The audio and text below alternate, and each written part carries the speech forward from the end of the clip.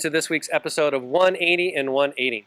If you are a regular follower of these, then you know, actually, I missed the last couple of weeks, and I'm sorry about that. I wanted to share why, actually, because it goes into today's message. Last week was Thanksgiving weekend, and I hope you had a chance to spend with some family and friends for that. That's great.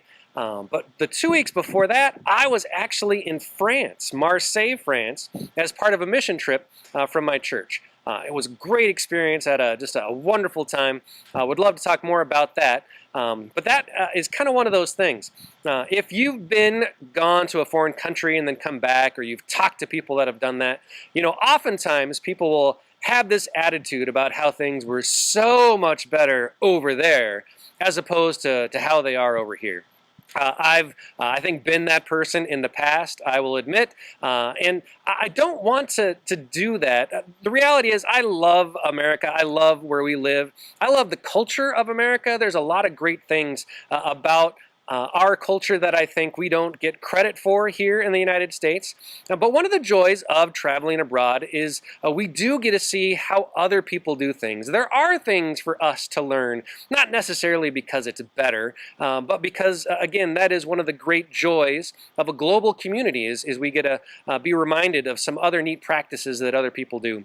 And one of the great things about being in France was the pace of life. I thought that would be so appropriate to talk about here today. One of the things we do in America really well is we do stuff all the time. We are always doing things, and this month more so than any other. It's December 1st. Whether or not you're a Christian, this is an incredibly busy month. If you are a Christian, it's an incredibly busy month and all the church stuff along with it. And it's so easy to get caught up in that. It's so easy to get caught up in the doing of things. It was wonderful to be in France for a little while and be reminded that sometimes it's just about being. It's about being in a conversation. It's about being in a kitchen while you're making some food together. It's about just being. You don't always have to do something, and oftentimes it's in the being that the really great things happen. We see that in Jesus all the time. There's so many things that happen because he just was with someone. Hey, Zacchaeus, I want to have dinner with you. Hey there, ma'am, could you possibly get me a drink from that well? From the start of those conversations, incredible things happened. And they happened because Jesus just took the time to be.